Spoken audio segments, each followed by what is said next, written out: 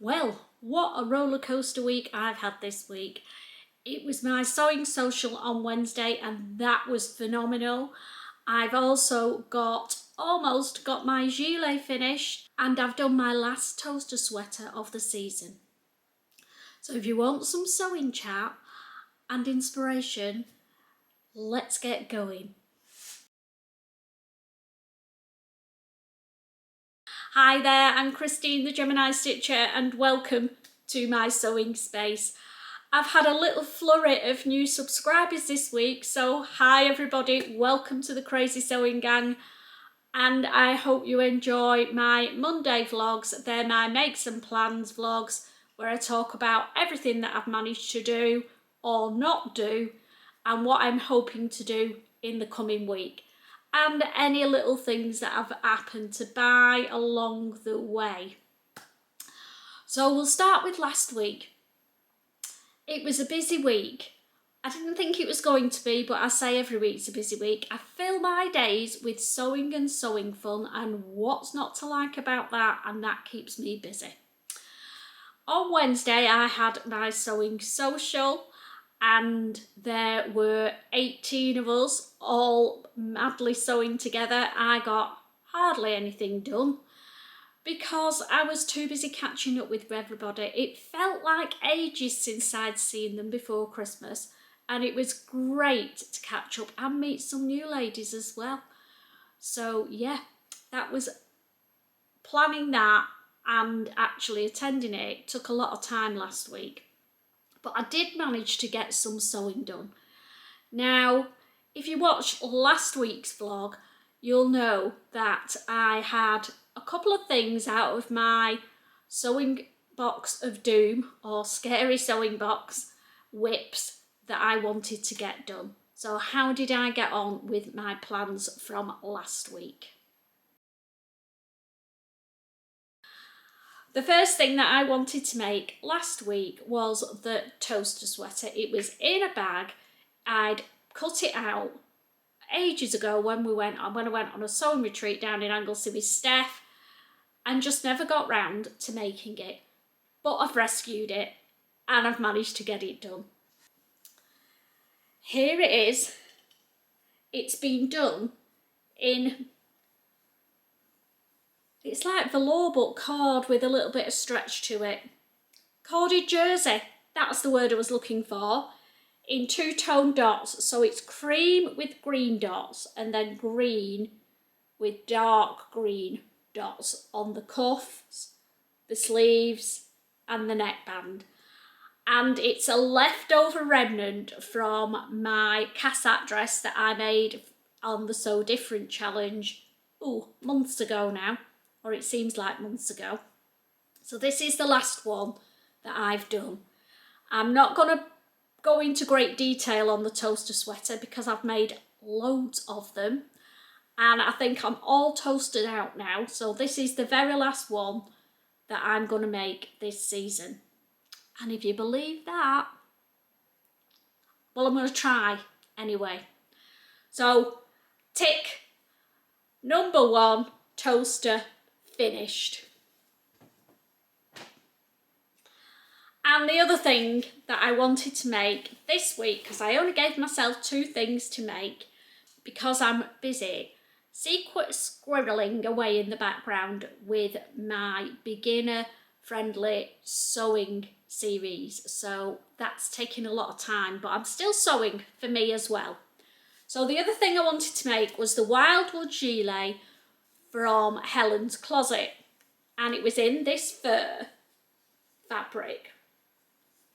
And I've almost finished it. I'm saying almost because all I've got to do is sew the shoulders and the sides and bind the sleeves. It's not a huge task to do, but oh my goodness, this took a lot longer than I thought it was going to do. I don't remember it taking quite so long when I made the jacket in the summer, but hey, we're here, it's done. So what was my problem? It was jawled down to fabrics, I've got to be honest, because the fur just got everywhere, was covered in it. But hey, that's okay. But then I decided I was binding it in a satin bias binding. I bought it, I've not made it myself, I bought it on Etsy, and I'll pop the link below from where I got it from because it was really good value for money. But fur and satin bias binding was a disaster in the making. Well, not a disaster because I've done it, but my goodness, it was not easy to sew at all. The fur, as I was sewing, shifted on itself. So that made the bias binding move. So I was constantly adjusting the binding. And the way I did it was, in the end, I sewed it to the outside, right sides together. And then normally, I'm a bit clever with my binding. When I turn it over, I stitch in the ditch on the front and catch the back in. But there was absolutely no chance of that happening with this. I just didn't have the confidence to do it. And I didn't want to do it wrong. So I have spent a lot of time, I don't know if you can see the hand stitching, but I spent a lot of time hand stitching all the way around the inside of the bias binding. And it's a lot. It goes from the neckband round the front, all the way around the front panel. And then you can't see because it's pinned together, but this is the front panel that goes all the way up to the armhole, and then it does round the top of the neck at the back, and then the same with the back. It goes from the armhole all the way down the bottom, round there, and round and up to the other arm. So yeah, lots of hand stitching, and that's what's taken the time. The reason this isn't finished, and it's not an excuse, it's a genuine reason, is because when you pin it together, once you've done all that, you just join it together at the shoulder seams and under the arm and the side seams, and you can do it whichever way you want, back over front or front over back, and then you can start messing with it and fitting it before you sew it together. So I've pinned it where I think I want it to be, and then Steph will be coming over on Wednesday, so I'm going to get her to help me adjust it, because after all that hand stitching, I want it to be a good fit. So there we go, Wildwood Gilet, 80% there, so I'm all right with that. The last thing I was going to do this week was put my big girl pants on and try the piping foot on my overlocker. Now, after a bit of messing about, I've got it to work. I ended up watching a couple of vlogs, but weren't very helpful, I've got to be honest. But I picked up a few tips from them, and if you want to see how I got on using my piping foot for the first time, I've recorded it and I'll pop it on the end, because it's not really interesting to everybody. But if you've got a baby lock overlocker and you want to know how the piping foot works, stay to the end, there's a little demo on the end of it.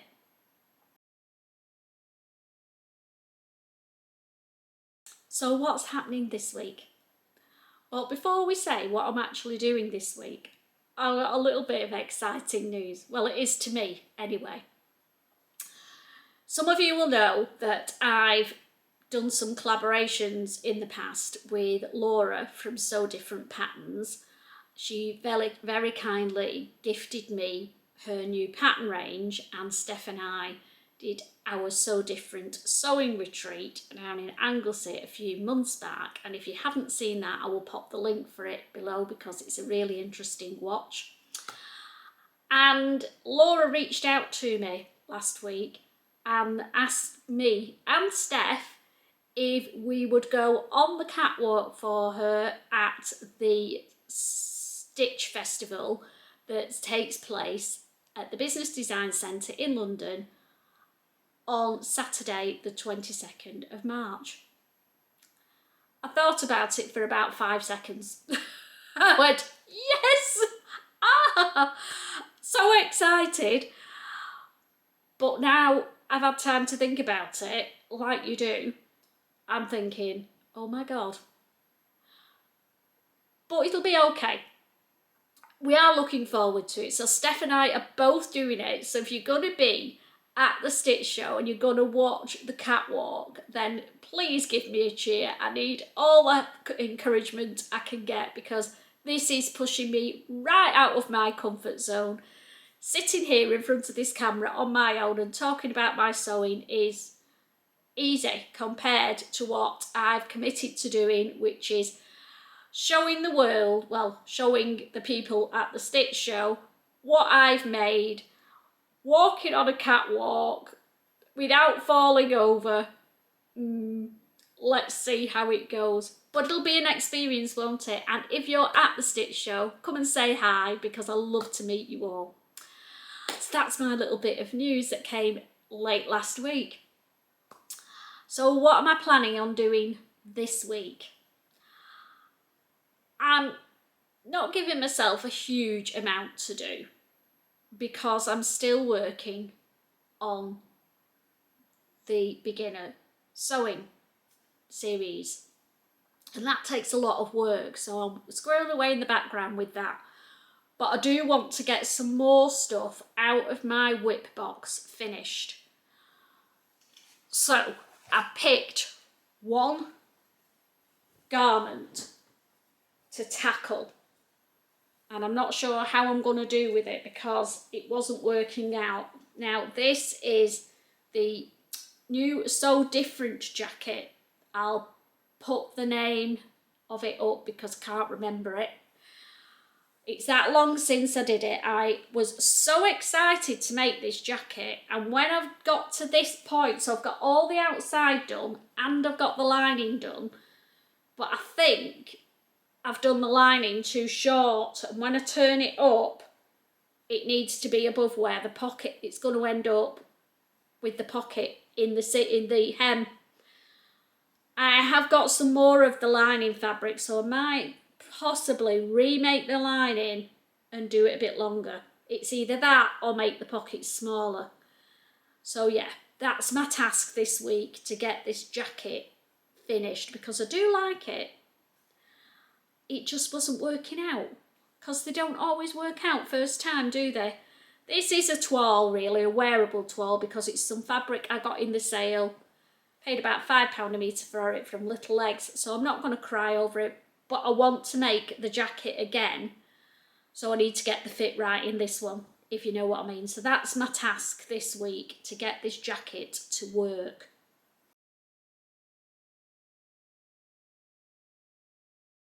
The other thing that's arrived this week is my Bagmakers Box.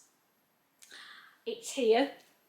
I have opened it. I was trying to resist it. It arrived on Saturday and I just couldn't wait till today to open it. I did want to do it live with you guys, but sorry, I've let you down. I've opened it, but I'm going to share it with you anyway. So if you don't know what the Bagmakers Box is, it's by Studio 77 and it's a bi-monthly box. It's £29 for every other month. So it's a good Bagmakers Box. If you're new to bag making like me, I'm hoping it's going to help me, inspire me with my bag making and help me build up my stash for bag making. So what did we get this week? Oh my goodness, you will not believe it. Right, let's start with the fabric. Russell. Just put the box down. Here it is. It's a waterproof fabric. But look at that baby. Oh, just my colours. Absolutely gorgeous pink. But I'm not sure what I'd make with it. What, if you've made bags before, what do you use this waterproof type fabric to make? It's quite stiff, obviously, because it's waterproof. And it's beautiful. So I don't just want to use it to make, I don't know, a swimming bag or a beach bag. But no, I want to make something stunning in this. So hit me with your ideas. What would you use this for? Would you just use it to make a normal bag? But it's just waterproof. Maybe I'm overthinking it, but that's the fabric and I absolutely love it to bits. There's a bag of goodies. And in here, we've got a couple of stickers. First one says, make of cool stuff. That's definitely me. And the other one says, I got problems, but a stitch ain't it. And then we've got the hopping pink hardware for my bag. So I've got 2 connectors, 2 swivel clips, and a bright pink zipper pull. So everything in this box will make a beautiful bag, and it all matches, which is amazing. And then last but definitely not least is the zipper tape. And look at that rainbow pink zipper tape. So it all goes together. It's going to make an amazing bag, and I can't wait to get started on it. But I'm playing catch up with my Bagmakers boxes. I've got 2 that I've not made things up with yet. I have made the Advent box bag up, and if you want to see that, I reviewed that last Monday. I'll put the details of the vlog below. And I have also, on Thursday last week, did a bags that I want to make in 25 vlog, and I will also put the details for that. So it might be that one of those bags will end up being done in this waterproof fabric. Let me know if you think any of them will work if you've given it a watch, or go and watch it and then let me know. So, Bagmakers Box, loving it again.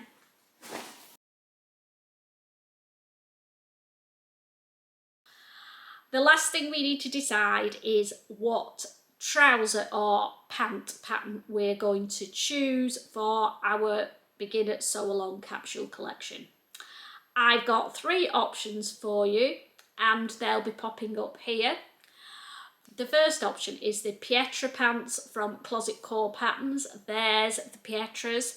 Now, what I like about these is there are 2 options. You can have a narrow leg or a wide leg pant, and you get the pattern pieces for both of those, and you can make shorts out of it as well. I like the slant pocket detail on the front, and I like the idea that the front is a flat waistband but the back is elasticated. I think sometimes when it's elasticated at the front it can be too bulky. So that's just my personal preference. There are no zips or buttons on these trousers. We are purely going to be focusing on getting a pair of trousers to fit our shape. So that's the first option, is the Pietras from Closet Core Patterns. Choice number 2 is the free range slacks from Sew House 7. There's the free range slacks. They come again in a wide or narrow leg option. You can have them as crops or long, or I've also made these as a pair of shorts. They do have elasticated waist all the way round, but they have some interesting side panel details which are great for playing around with. And they also give you the option of doing flat felled seams, so you're going to learn some new seams with these trousers. Again, there's no zips and no buttons. It is a simple elasticated waist, so it's all about the fit. So that's option number 2. And for the third option, I've gone for my favourite jegging pattern. Now, these are the Eleanor Jeggings from Gilet Pattern Company. They are a more fitted trouser. They're a straight leg, so they're not the sort of jeggings you buy in the shops where they look like they've been sprayed on. They're more of a straight leg jean, but with a jegging style. So they are quite fitted around the hips and the bum area, but then a straight leg trouser. There again, they've got elasticated waist, and they've got back pocket details and some top stitching to do. So you're going to learn how to do accurate top stitching with these. And I love them. They're my go-to jegging trousers. So if you can master these, then you will never need to look for another jegging pattern ever again. I'm happy with them. So there are 3 options. I'll be putting them on the community tab and you can vote for them all this week. And again, we will reveal the winner trouser pattern next Monday, and we're starting to build the plan for our capsule collection.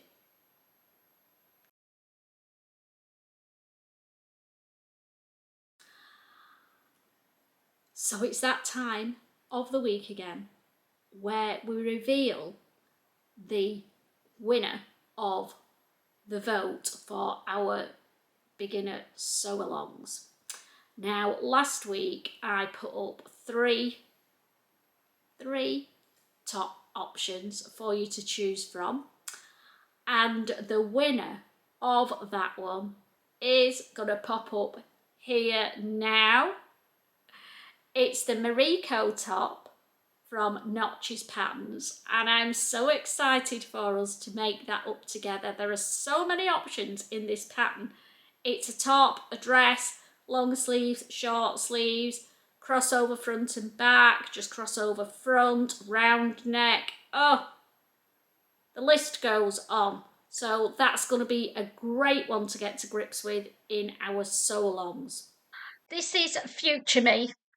And at the end of this vlog, you were meant to get a demo of my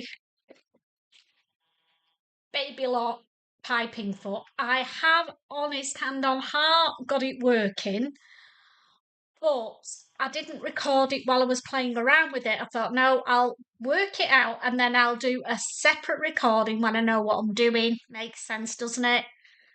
Come to do the recording and I can't find my flipping roll of piping cord. Where is it on? I've no idea. So when I've found it, I will record it and it might go on as a little short instead, or tag it on to next week. Sorry guys, I'm just a human being who loses things. See you next week. Bye.